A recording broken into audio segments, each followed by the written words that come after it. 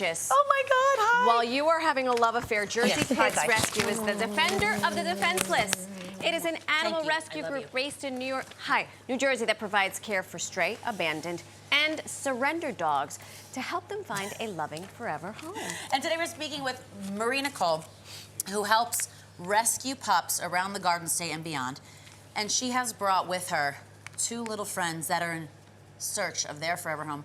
Welcome to New York Living. Thank you for coming in. Who do we have here? Yes. This is Landry and this is Saracen. I love Friday Night Lights. We love it. Obviously, big Friday Night Light fans. And we had a Riggins because our senior producer was very concerned. Weeks ago.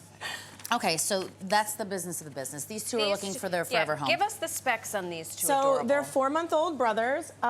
They came to us from a shelter down in South Jersey. It's actually the first time that we've partnered with them. Usually we have shelter partners who reach out to us when they're either at capacity or see that certain animals are really stressed out in the shelter environment or, you know, perhaps at risk of being euthanized, have medical issues. So this was our first time hearing from them. You know, the shelter system is in crisis currently everywhere, so we're hearing from places further and further away. They're pretty far down in South Jersey, and they sent us an email. Who's this bunny rabbit? Asking, oh, that's Binks. Binks is not a pit bull, but we never turn a dog in need away, so he's available for adoption too. Especially if you look like this. Listen, he wouldn't even make it to the foster system. He'd be home with me. No, he's cute. And that's Stormy. Stormy's available for adoption. She was found tied to a fence in the rain, abandoned by her family, and was picked up by animal control. Hi, baby. So we scooped her up. I can't even deal with this. She's in a foster home now. So you're with Jersey Pits Rescue. That's who you mainly affiliate yourself with. First of all, congratulations, 5 years. 5 years yesterday, yeah. Thank you. That is incredible. And you guys have already done so much for just being an organization for such a short amount of time. Yeah, it started small, just a couple girls trying to save dogs, and we've placed about 500 dogs at this point. 500 dogs? Yeah. It's like 100 a year. Yeah, so we're doing well. Now you mentioned you don't just do pit bulls. So we kind of pride ourselves on being the rescue that doesn't, you know, look away from hard cases. So, you know, whether it's a pit bull or not, if it's like an extreme medical case or neglect or cruelty, you know, that some rescues might pass on because it's a little too difficult or expensive, you know, we say yes. So what is it that you're seeing? Because we really do applaud the work that you are doing. And what is it that you're seeing out there when you're rescuing dogs? Because it's easy from our point of view. And talk us through the gory things as well. We just see an adorable animal and we're like, oh, yay. Yeah, so right now, I mean, it's unimaginable the amount of numbers that people are, you know, surrendering animals. You had like the pandemic where everyone went out and adopted a puppy, and now we're at 2-3 years later. Shelters are seeing up to 100 animals a day come in as owner surrenders or being found as strays on the street, which just means an owner opens the door. Instead of giving them back, they just leave them for dead. They just cannot keep up. It's unfortunate.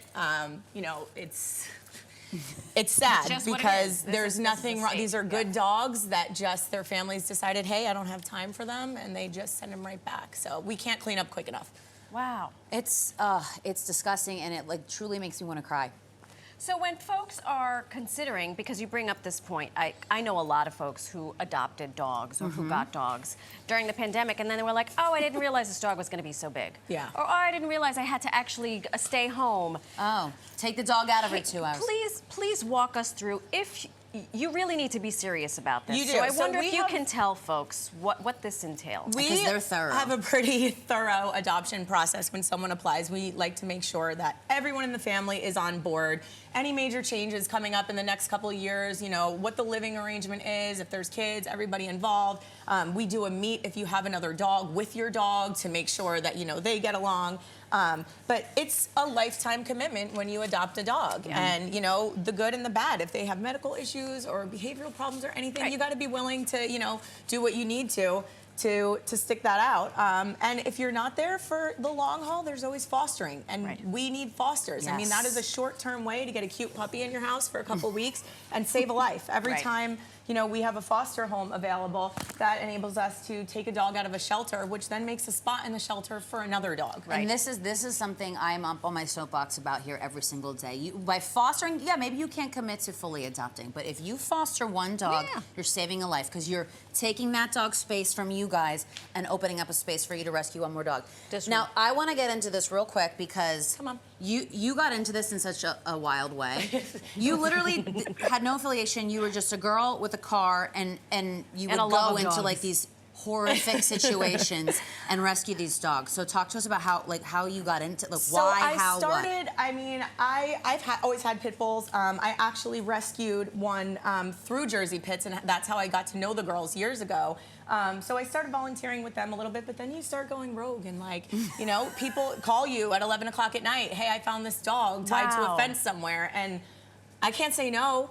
So, you know, I've got like a little puppy room. I've got a mama dog room downstairs. I've got different spots in my house, and it's even just my basement. But if that allows, you know, me to have a dog that I can help just for a short period of time before we can find a long-term foster, it's worth it.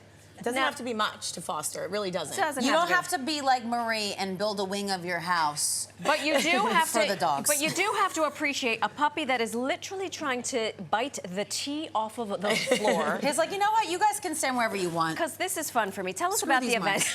So these guys are about 4 the months event. old. They're super playful. They're brothers. Come here, you.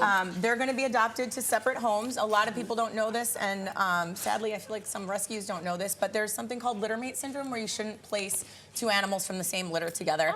I did not know because this. they can develop behavioral issues with each other when they're older. Yeah, you're gonna be fresh. And that is a lot of the reason why shelters end up with 1 dog, or rescues get returned, because somebody will grab 2 puppies from the same litter, and a year later they're saying they're not getting along, and then one goes back to the shelter. So we always make sure that puppies from the same litter go to different homes. Puppies under 6 months always go to a home with another adult dog. We think that's really important for socialization. You know, because again, that's another reason people get a puppy. They never train it, they never take it anywhere, and then all of a sudden, a year later, it's not friendly with dogs. Well, whose fault is that? Tell us about the event. Yes, Jersey City. You're going to be there this weekend. This These guys are Saturday. going to be here. Yes, they'll be there. We'll have our adoptable dogs at Hamilton Park in Jersey City from 11 a.m. to 4 p.m. It's Fitness in the Park. It's an event that's put on every year, and the sweet girls who host it, they're raising funds for us this year. Amazing. And real quick, ways that people can get involved, because I know you always are posting your Amazon links. We need wee-wee pads, we need blankets, anything. If you can't adopt, of course, foster, please. We always need fosters. If that's not an option, monetary donations are always appreciated. Any amount, really anything helps. We have huge medical cases all the time. We provide all the supplies, food, everything for our fosters, so that's super helpful. And just sharing our posts, you know, when we have a dog that's available and we post it, like it, comment, share, tag a friend. And if you'd like to volunteer at events or, you know, to transport dogs to the vet and stuff like that, we have a form on our website that you can fill out. Amazing. All right, doggy carpool. I'm just going to leave them here. Marie? I think so. I think you guys are their new moms. Hey, guess what? Everyone on the 10th floor watching, they're coming upstairs to guilt you into adopting them. So get ready, okay? Head over to jerseypitsrescue.com to apply to adopt a dog or to donate. Give You them heard your the money, lady. please. That's right.